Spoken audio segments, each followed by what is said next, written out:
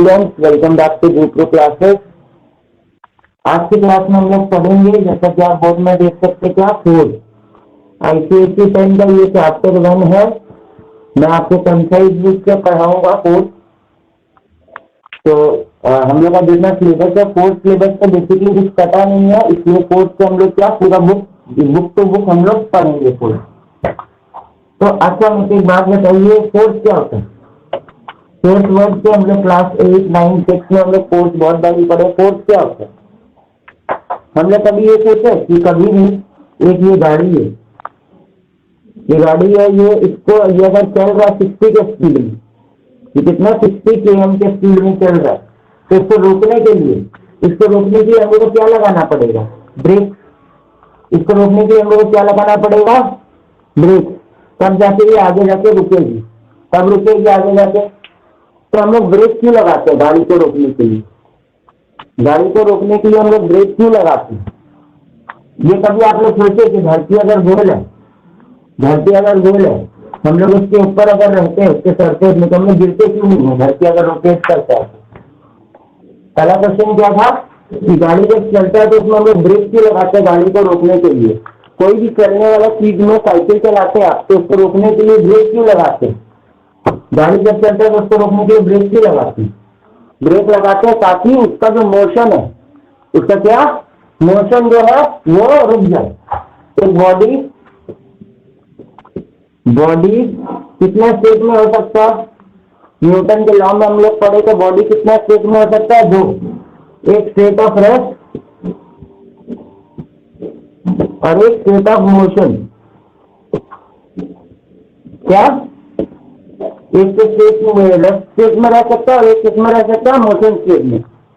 Rest state क्या होता है? जब बॉडी रेस्ट में रहता है,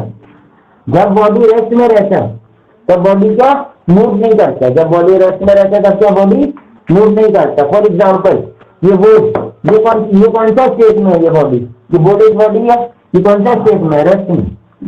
ये कौन है? ये कौन से स्टेट में? रेस्ट में। बॉडी जब रेस्ट में होता है तब क्या बॉडी कहीं भी मूव नहीं करता। बॉडी क्या एक ही फिक्स पोजीशन में पड़ा रहता है। अब दूसरा स्टेट क्या होता है? स्टेट ऑफ मोशन कब होता है? जब बॉडी मूव करता रहता है। तो हम लोग दो स्टेट पढ़ेंगे, कितना टाइप का स्टेट होता है? स्टेट ऑफ रेस्ट और एक state of motion. Based on the state of motion, ये मोशन के अकॉर्डिंगली बॉडी का दो टाइप का मोशन हो सकता है। एक बॉडी में दो टाइप का मोशन हो सकता है, या तो बॉडी सीधा जाएगा, या तो बॉडी क्या, ये सपोज एक बॉक्स है, इसको अगर हम लोग यहाँ से प्रेशर दे तो बॉडी कहाँ जाएगा? सीधा जाएगा। और एक दूसरा होता है, या तो आप बॉडी को यहाँ से प्रेशर दे और बॉडी क्या यहाँ से पाइवोटेड है, तो बॉडी क्या होगा? घूम जाएगा। तो based on the state of motion,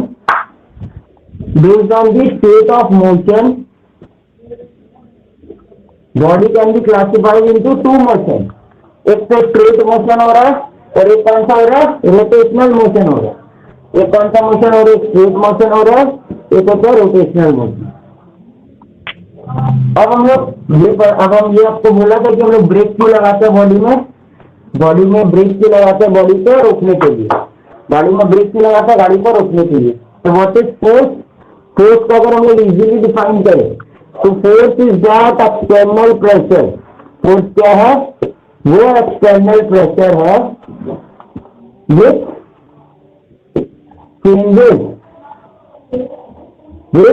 changes और टेंड्स टू चेंज।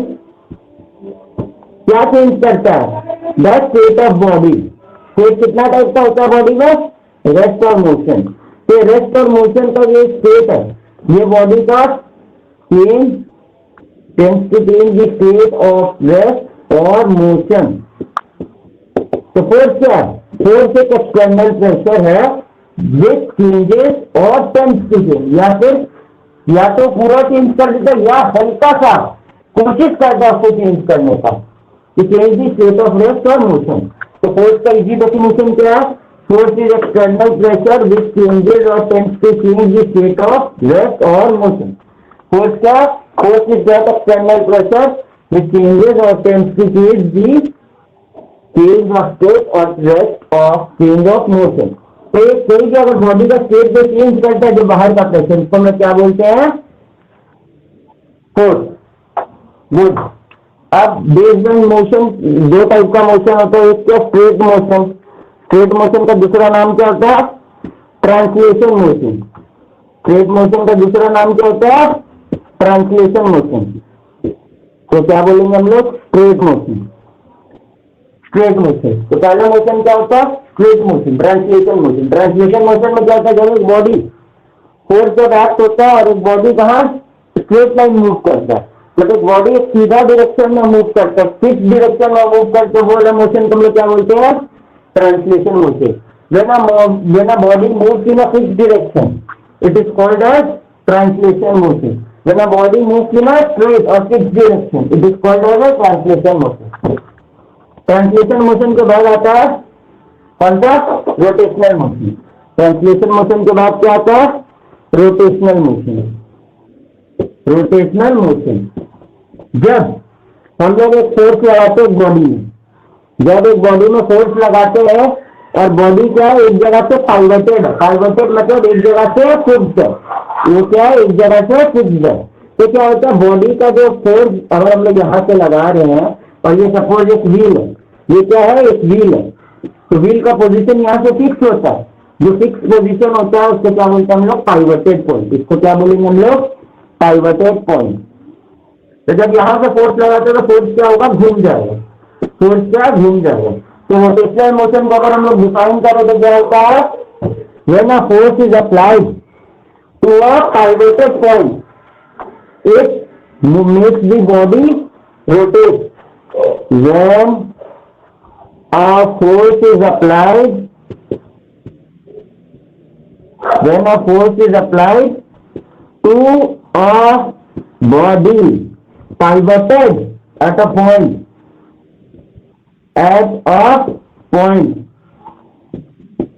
क्या चाहता हूं, द बॉडी स्टार्ट, क्या होता है, क्या कौन सा मूवमेंट होता है, स्टार्ट रोटेटिंग।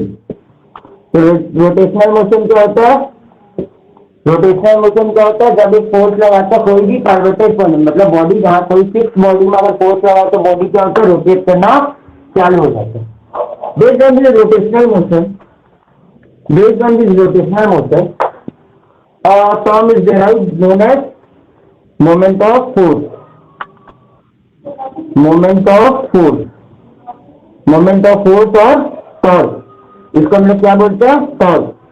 तो moment of force क्या होता है, moment of force या फिर torque क्या होता है, moment of force और torque होता है कि turning effect, the turning effect of a body upon its pivoted point। Movement of force क्या होता है, turning effect of a body upon its pivoted point। Moment of a force क्या होता है, turning of a body upon its pivoted point। तो अब moment of force या फिर turning effect of force, क्या turning effect of force, हम लोग क्या बोलते हैं, टर्निंग इफेक्ट ऑफ फोर्स, मतलब फोर्स के इफेक्ट से क्या हो रहा है, टर्न हो रहा है। तो इसमें दो फैक्टर डिपेंड करेगा, दो फैक्टर से बॉडी मूव करता है, टू फैक्टर्स, दो फैक्टर्स है जिससे बॉडी मूव करेगा। एक बॉडी टर्न कब करेगा, दो फैक्टर से। पहला क्या, पहला क्या, अमाउंट ऑफ फोर्स अप्लाइड, पहला कितना, क्या amount of force applied. Amount को हम लोग अगर आप अच्छा टर्म में लिखेंगे तो क्या, मैग्नीट्यूड। अमाउंट को क्या बोलते हैं, मैग्नीट्यूड, मतलब कितना फोर्स अप्लाई हो रहा है। पहला पॉइंट क्या कंसिडरेशन में रहेगा, अगर हम लोग को मोमेंट ऑफ फोर्स निकालना तो क्या, कितना फोर्स अप्लाई हो रहा है। और दूसरा क्या, दूसरा पॉइंट क्या, distance between the force and the pivoted point. दूसरा क्या है, distance between force and the pivoted point. तो ये दो फैक्टर के ऊपर आता है बॉडी टर्न होता है। तो ये दो फैक्टर के ऊपर बॉडी हम लोग का टर्न होता है। पहला क्या, अमाउंट ऑफ फोर्स अप्लाई, दूसरा क्या, distance between force and pivoted point. पहला क्या, अमाउंट ऑफ कितना फोर्स लगा, और दूसरा कितना डिस्टेंस है जहां फोर्स लगा और पाइवोटेड पॉइंट में। इसका एक बेस्ट एग्जांपल है मोमेंट ऑफ फोर्स का। मोमेंट ऑफ फोर्स का बहुत अच्छा एग्जांपल है। सपोज ये हम लोग क्या बना, जेट। ये क्या है, जेट। जेट हम लोग जानते हैं एक तरफ से क्या रहता है, पाइवोटेड रहता है, ताकि जेट दूसरी तरफ से खुल पाए। जेट क्या रहता है, एक तरफ से पाइवोटेड रहते हैं। तो हम लोग देखते हैं कि एक फोर्स अप्लाई हम लोग करते हैं, जेट का जो दूर होता है, ये जेट से एकदम दूर रहते हैं। क्यों दूर रहता है, क्योंकि अगर हम लोग यहाँ फोर्स अप्लाई करेंगे तो बॉडी क्या टर्न इजीली हो जाएगा। क्या, बॉडी टर्न इजीली हो जाएगा। मतलब जितना फोर्स दूर रहेगा, जितना फोर्स दूर रहेगा, जितना डिस्टेंस ज्यादा रहेगा, उतना क्या फोर्स कम लगाना पड़ेगा। जितना डिस्टेंस ज्यादा रहेगा उतना क्या फोर्स कम लगाना पड़ेगा। अब ये मोमेंट ऑफ फोर्स को हम लोग कैसे कैलकुलेट करते हैं, मोमेंट ऑफ फोर्स को कैलकुलेट कैसे करेंगे।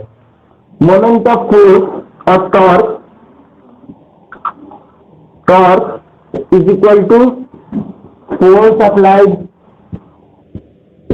फोर्स अप्लाइड मतलब कितना फोर्स अप्लाई हुआ इनटू डिस्टेंस, किसके बीच में, between force applied and pivoted point. तो ये दोनों का इंटू करके क्या निकल जाता है हम लोग का, कितना टर्निंग इफेक्ट क्रिएट हुआ है बॉडी में।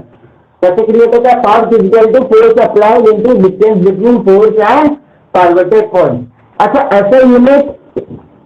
ऐसा यूनिट ऑफ फोर्स क्या होगा, ऐसा यूनिट ऑफ फोर्स क्या होगा, न्यूटन। ऐसा यूनिट ऑफ फोर्स क्या होता है, न्यूटन। ऐसा यूनिट ऑफ डिस्टेंस क्या होगा,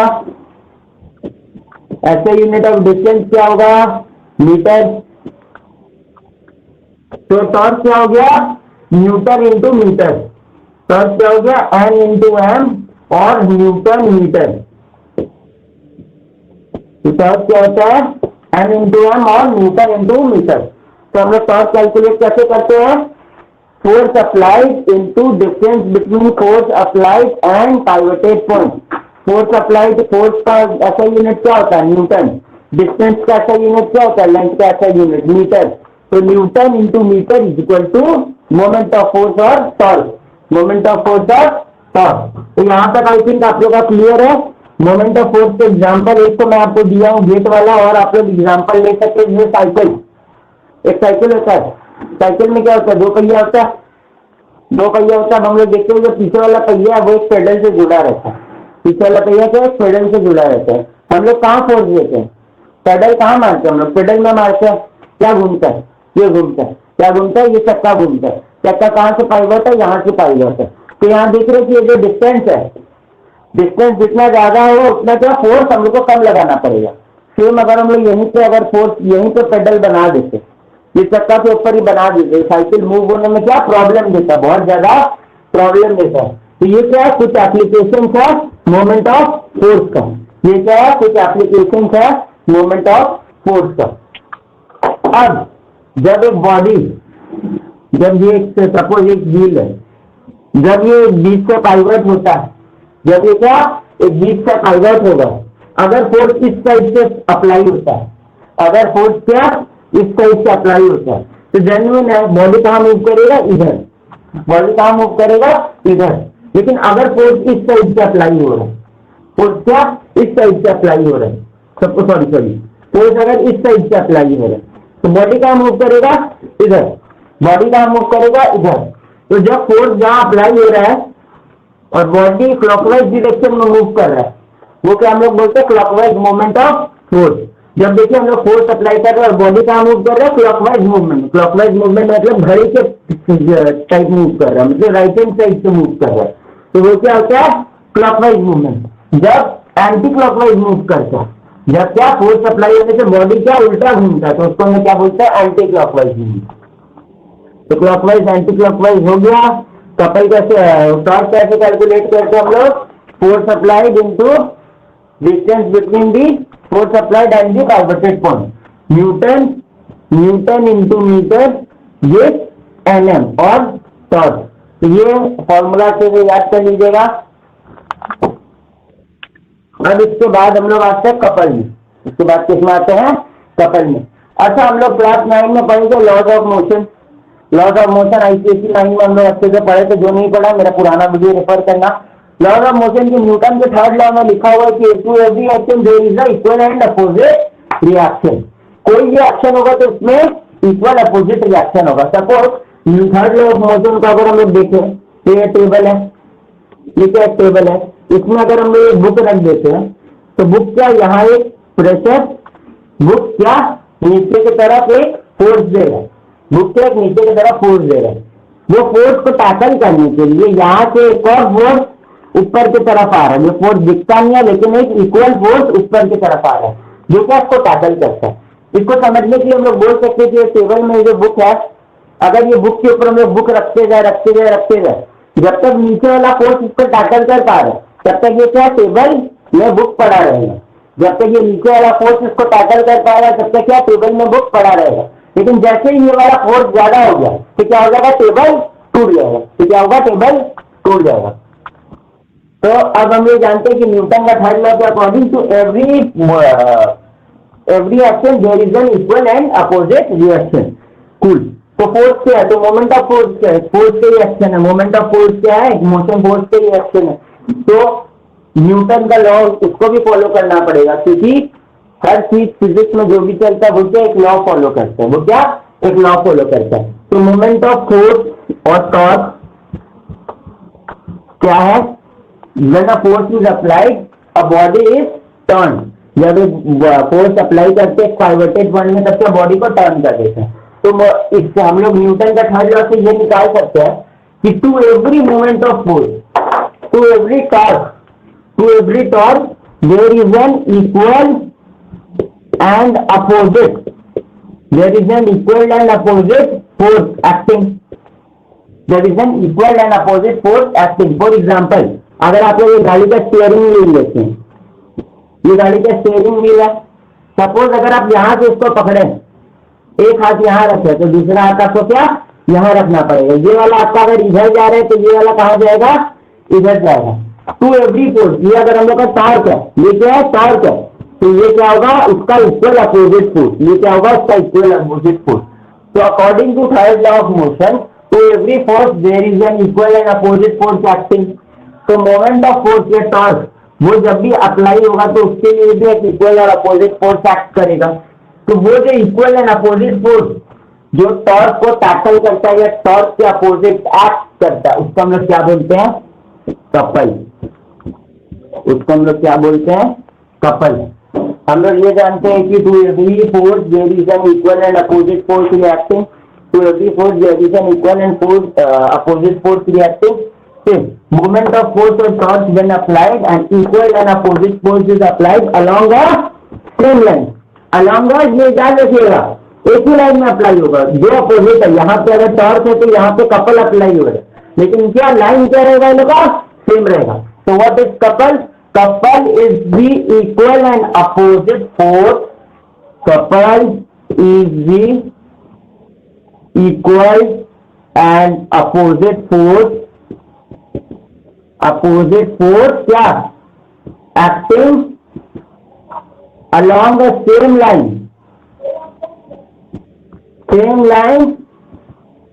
to the moment of force, to the moment of force, to the moment of force, to the moment of force। अच्छा, हम लोग टॉर्क कैसे कैलकुलेट करते थे, force applied into distance between the pivoted point, force applied into distance between the pivoted point. तो couple कैसे calculate करेंगे, couple calculate होता है couple is equal to either of the forces, मतलब कोई भी एक फोर्स, क्योंकि दोनों क्या है इक्वल और अपोजिट है, दोनों क्या है इक्वल और अपोजिट है। तो दोनों फोर्स, अगर ये torque active is equal to C, हमेशा याद रखिएगा torque is equal to couple, ये दोनों फोर्स क्या है इक्वल।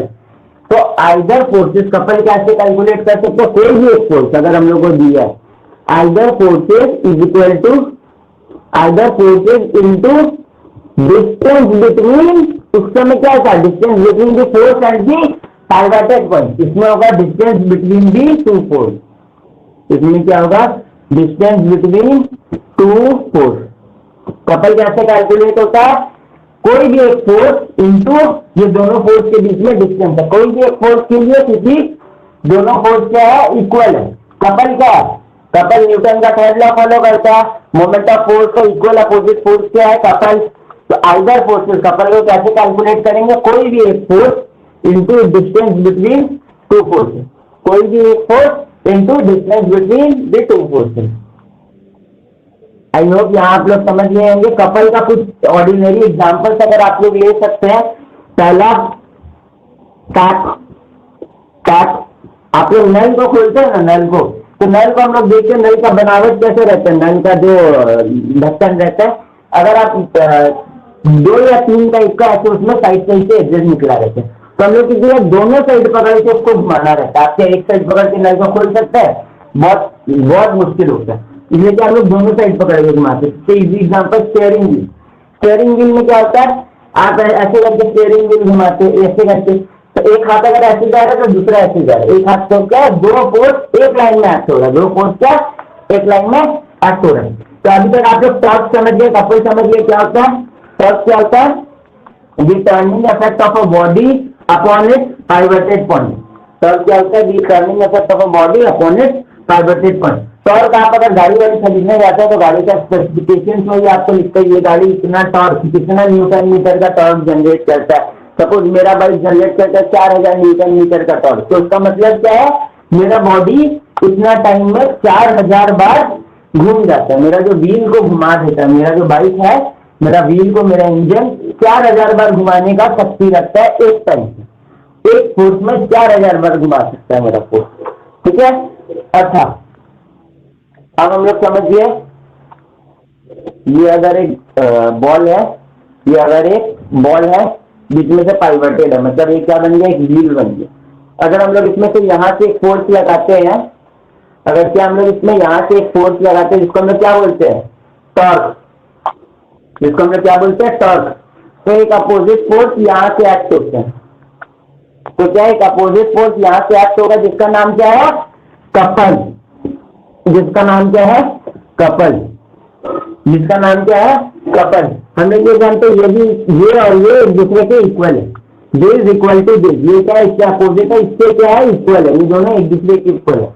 लेकिन अगर खाली ये दोनों को छोड़ के बॉडी में एक्स्ट्रा कोई फोर्स अगर लग गया, तो बॉडी में अगर कोई एक्स्ट्रा फोर्स लग गया तो क्या होगा, बॉडी का पोजीशन क्या चेंज नहीं हो जाएगा, बॉडी का पोजीशन चेंज हो जाएगा, बॉडी का पोजीशन क्या हो जाएगा, चेंज हो जाएगा। वो वाला कंडीशन को हम लोग क्या बोलेंगे, इक्विलिब्रियम।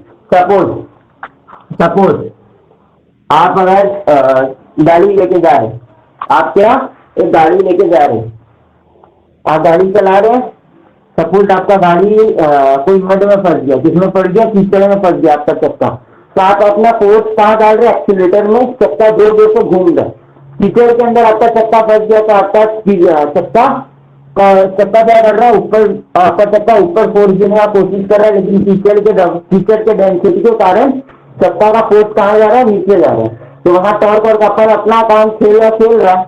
लेकिन अगर पीछे से उसी समय 4-5 लोग अगर धक्का दो गाड़ी को, तो क्या बॉडी में क्या आएगा, एक्सटर्नल फोर्स क्रिएट हो जाएगा, बॉडी में एक्सटर्नल फोर्स क्रिएट हो जाएगा।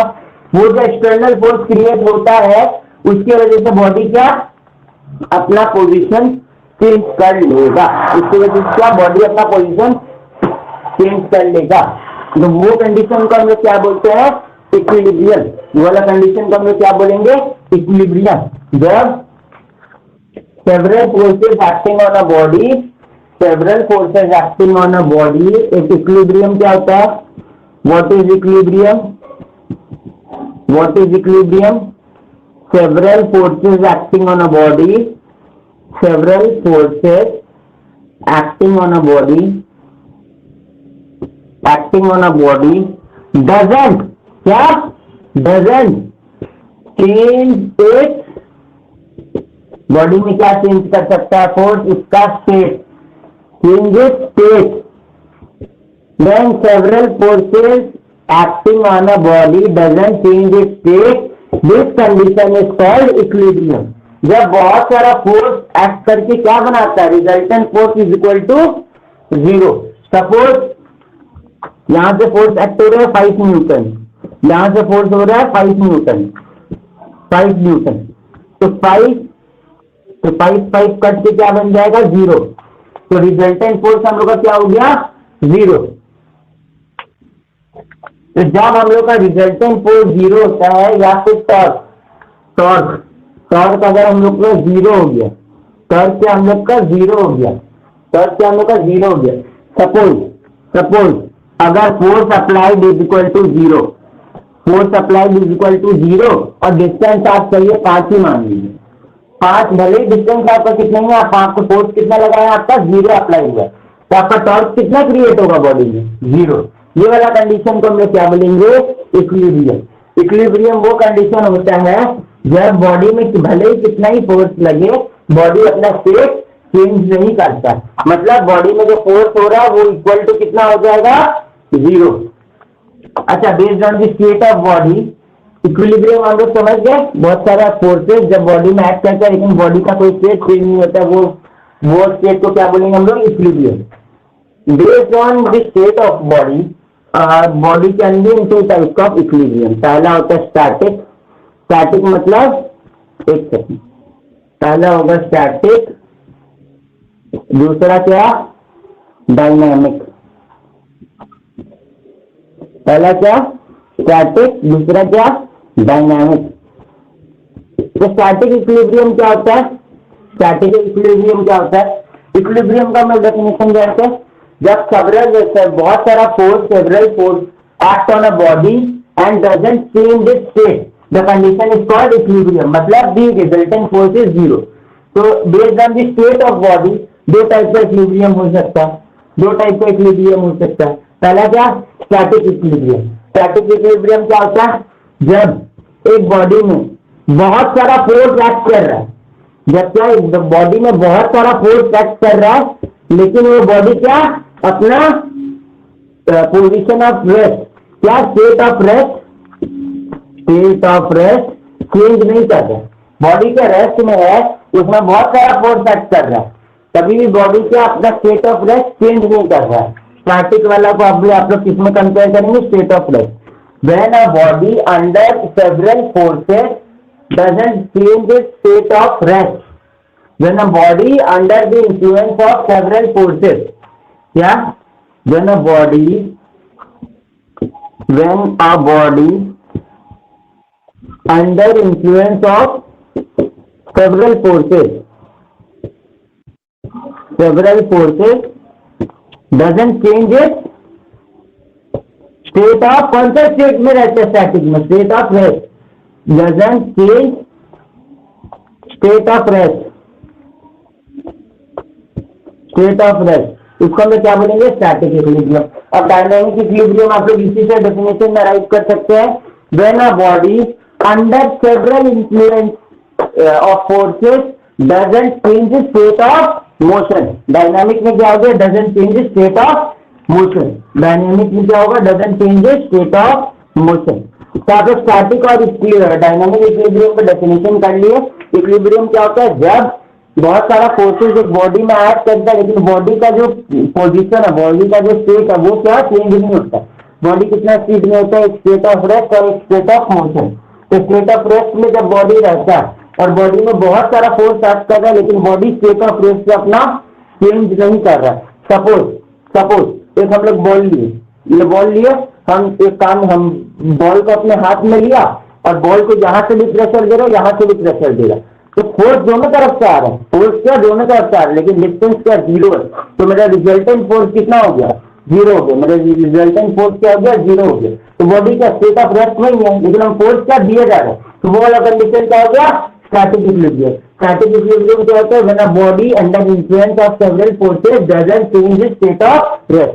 तो डायनामिक इक्विलिब्रियम क्या हो गया when a body under influence of several forces doesn't change the state of motion is called dynamic equilibrium। dynamic equilibrium का एग्जांपल हम लोग देखते हैं। सपोज क्या ये रास्ता है, ये क्या है एक रास्ता है, रास्ता में हम लोग जानते हैं कि कोई भी चीज चलता है तो क्या होता है फ्रिक्शन की वजह से, फ्रिक्शन एक फोर्स होता है, फ्रिक्शन का एक फोर्स होता है, फ्रिक्शन मतलब कोई भी चीज चलता है तो उसमें एक फोर्स रास्ता से या फिर कोई भी चीज कहीं पे भी कोई मास में चलेगा तो क्या एक फोर्स ऑफ अट्रैक्शन बिना दिखे हम लोग इसमें एक्ट करेगा, उसको हम लोग क्या बोलते हैं फ्रिक्शन फोर्स। तो फ्रिक्शन फोर्स में जब हम लोग यहाँ से साइकिल चलाते हैं, जब हम लोग यहाँ से क्या साइकिल चला रहे साइकिल चलाते चलाते आप क्या किए, कभी कभी होता है ना हम लोग बहुत से पैडल मार के क्या करते हैं, पैडल को छोड़ देते हैं। हम लोग क्या कर देते हैं, पैडल को छोड़ देते हैं। पैडल को छोड़ने के बाद हम लोग का बॉडी, हम लोग यहाँ से पहला आगे वाला ब्रेक मारे और ये क्या है रास्ता से क्या है फोर्स एक्ट कर रहा है, फ्रिक्शन फोर्स। यहाँ से एक्ट कर रहा है फ्रिक्शन फोर्स, यहाँ हम लोग अपना हाथ से फोर्स मार दिए ब्रेक। इसमें दो तो फोर्स एक्ट कर रहे हैं बॉडी में, बॉडी के मूवमेंट मोशन के फोर्स में। कभी भी बॉडी यहाँ नहीं रुकेगा, क्या आपका साइकिल अटैक से रुक जाएगा, आपका फोर्स क्या आगे जाके यहाँ पे रुकेगा, आपका बॉडी कहाँ रुकेगा, यहाँ पे रुकेगा। तो ये वाला जो स्टेट है जब बॉडी में दोनों फोर्स एक्ट कर रहा है लेकिन बॉडी क्या चले जा रहा है, वो वाला पोजीशन को हम लोग क्या बोलेंगे, डायनामिक इक्विलिब्रियम। वो वाला पोजीशन को हम लोग क्या बोलेंगे, डायनामिक इक्विलिब्रियम। तो आई थिंक आप लोग स्टैटिक और डायनामिक इक्विलिब्रियम समझ आ गया होगा। स्टैटिक इक्विलिब्रियम क्या होता है, when a body under influence of several forces doesn't change its position. Suppose ये बॉडी है, ये क्या एक बॉडी है दरअसल, तो ये क्या स्टेट ऑफ रेस्ट में मूव कर रहा है नहीं, और सपोज इसके अंदर हम ये एक मेरा फोर्स हम यहाँ से एक्ट कर रहे हैं, ये फोर्स यहाँ से हम इसको जोड़ के अपना फोर्स लेके इसको दबाने का कोशिश कर रहे हैं, इसमें कोई इन्फ्लुएंस हो रहा है, कोई भी इन्फ्लुएंस हो रहा है, कोई भी मोशन हो रहा है नहीं, ये बॉडी के अपने स्टेट ऑफ रेस्ट में ही है। तो इसको क्या बोलेंगे हम लोग, स्टैटिक इक्विलिब्रियम। डायनामिक इक्विलिब्रियम जब आप एक साइकिल चला रहे स्पीड में चलाने के बाद हम लोग अगर पैडल छोड़ दी गई साइकिल का अपने आप रन करता रहता है, एक मोशन में आ जाता है। उसके बाद आप उसमें ब्रेक भी लगा रहे हैं, रास्ते से क्या फ्रिक्शन फोर्स भी एक्ट कर रहा है, लेकिन आगे साइकिल आपका तुरंत नहीं रुकेगा, साइकिल आपका क्या तुरंत नहीं रुकेगा, साइकिल आपका एक डिस्टेंस कवर करके रुकेगा। तो ये डिस्टेंस साइकिल जो कवर कर रहा है इतना फोर्स के बीच, फोर्स एक्ट होने के बाद भी वो जो डिस्टेंस होता है उसको हम क्या बोलते हैं, डायनामिक इक्विलिब्रियम। वो वाला डिस्टेंस को हम क्या बोलते हैं, डायनामिक इक्विलिब्रियम। स्टैटिक इक्विलिब्रियम क्या होता है, जब बॉडी रेस्ट में ही रहता है बहुत सारा फोर्स एक्ट होने। तो आज की क्लास में हम लोग क्या क्या पढ़े, व्हाट इज फोर्स, फोर्स क्या होता है, एनी पुश और पुल, मतलब कोई भी प्रेशर, बाहर का प्रेशर जो बॉडी का स्टेट ऑफ रेस्ट या फिर स्टेट ऑफ मोशन को चेंज कर देता है। कोई भी बाहर का प्रेशर जो एक बॉडी का स्टेट ऑफ रेस्ट या स्टेट ऑफ मोशन को चेंज कर देता है। मोमेंट ऑफ फोर्स क्या होता है, जो स्टेट ऑफ मोशन होता है बॉडी का, ये जो बॉडी का स्टेट ऑफ मोशन होता है दो टाइप का होता है। एक होता है ट्रांसलेशन, मतलब क्या बॉडी फोर्स लगने के बाद कहाँ सीधा जा रहा है, और एक होता है रोटेशनल। रोटेशनल मोशन मतलब बॉडी क्या घूम रहा है। तो बॉडी घूमता कब है, जब बॉडी एक तरफ से बंधा हुआ हो, बॉडी क्या एक तरफ से लॉक्ड हो, एक तरफ से फिक्स्ड हो, तब क्या बॉडी घूमना चालू कर देगा, बॉडी क्या घूमना चालू कर देगा। जैसे आप पंखा ले लीजिए, पंखा तो एक तरफ से फिक्स रहता है, फोर्स एक्ट करेगा तो बॉडी क्या घूमना चालू कर देगा। तो मोमेंट ऑफ फोर्स क्या होता है, the turning effect of a body. Moment of force क्या होता है, the turning effect of a body upon it's pivoted point is called moment of force. Moment of force calculate कैसे होता है, कितना फोर्स अप्लाई किया, मतलब force applied into distance, force applied into distance. Force का ऐसा यूनिट न्यूटन और distance का ऐसा यूनिट क्या होता है, मीटर। दोनों मिला के टॉर्क का मतलब मोमेंट ऑफ फोर्स हम टॉर्क भी बोलते हैं, उसका ऐसा यूनिट क्या हो गया, न्यूटन इनटू मीटर या फिर न्यूटन मीटर। अब हम लोग ये जानते हैं कि टॉर्क अगर अप्लाई होगा तो एक और अपोजिट फोर्स एक्ट करेगा, क्योंकि according to law of motion Newton का थर्ड, इसमें to every force there is an equal and opposite force. तो टॉर्क जहां अप्लाई करता है, जहां भी टॉर्क अप्लाई करेगा, जहां भी बॉडी टर्निंग इफेक्ट होगा फोर्स के इन्फ्लुएंस में टॉर्क की वजह से, वहां पे क्या एक अपोजिट फोर्स एक्ट करेगा। एक अपोजिट फोर्स भी एक्ट करेगा, वो अपोजिट फोर्स का नाम क्या है, कपल। वो अपोजिट फोर्स को हम लोग क्या बोलेंगे, कपल। तो अब मोमेंट ऑफ फोर्स के एग्जाम्पल हम ले सकते हैं गेट। गेट सबसे इजी एग्जाम्पल है। गेट का एक पार्ट क्या रहता है, पाइवटेड रहता है। गेट का एक पार्ट क्या लॉक्ड रहता है। सपोज ये गेट है तो गेट का एक पार्ट क्या लॉक रहेगा और ये गेट ऐसे ऐसे खुलता है। तो गेट का डोर दिखेगा एकदम कोना में रहेगा, क्यों, क्योंकि यहाँ अगर हम लोग हल्का सा भी खोले तो गेट क्या खुल जाता है। और वही अगर हम लोग डोर यहाँ बना देंगे तो गेट खोलने में हम लोग क्या बहुत ज्यादा प्रेशर अप्लाई होगा। तो moment of force is equal to the force applied into the distance between the force applied and the pivoted point. मतलब जितना ज्यादा डिस्टेंस होगा उतना ही ज्यादा क्या फोर्स आप कम लगाइएगा और मोमेंट ऑफ फोर्स ज्यादा क्रिएट होगा। तो मोमेंट ऑफ फोर्स के तौर पे एग्जांपल क्या आप ले लिए, डोर ले सकते हैं, साइकिल ले सकते हैं, व्हील ऑफ अ कार। उसके बाद आप जब कपल आता है, कपल क्या है, अपोजिट फोर्स एक्टिंग।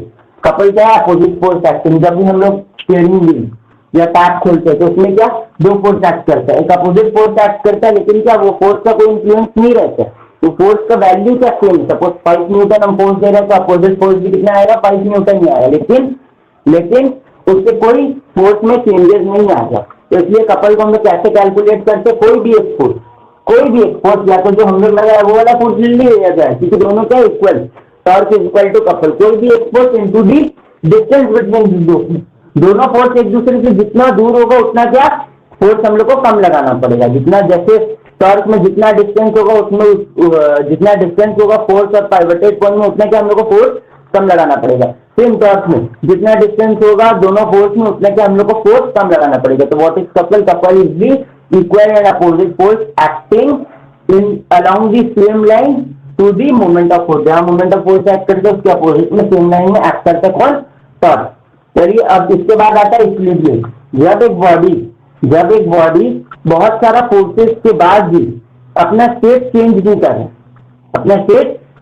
रहा है, तब वो बॉडी को क्या बोलेंगे हम लोग, इक्विलिब्रियम। तो वो बॉडी को हम लोग क्या बोलेंगे, equilibrium based on the body का स्टेट दो टाइप का होता है, एक होता है स्टेट ऑफ रेस्ट इक्विलिब्रियम मतलब स्टैटिक इक्विलिब्रियम। जब एक बॉडी है इसमें बहुत सारा several forces are acting upon this body but this body is not changing its state of rest, तो वो वाला इक्विलिब्रियम क्या हो गया, स्टैटिक इक्विलिब्रियम।